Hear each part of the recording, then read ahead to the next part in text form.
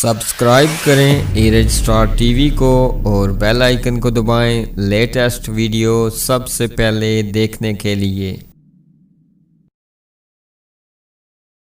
बिस्मिल्लाहिर्रहमानिर्रहीम। अस्सलाम वालेकुम दोस्तों मैं शकील अहमद और आप देख रहे हैं मेरा YouTube channel Eraj star TV.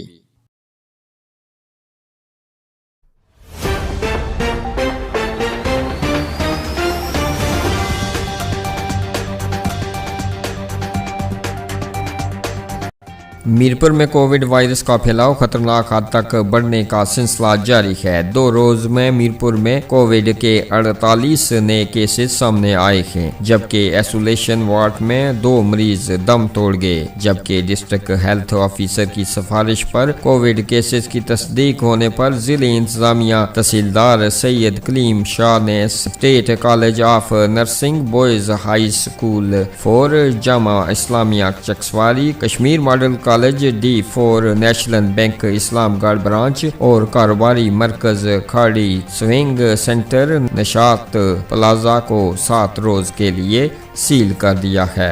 वाज़ेह रहे कि इस वक्त मीरपुर में कोविड के 197 एक्टिव केसेस के DHQ में 40 मरीज ऑक्सीजन पर हैं।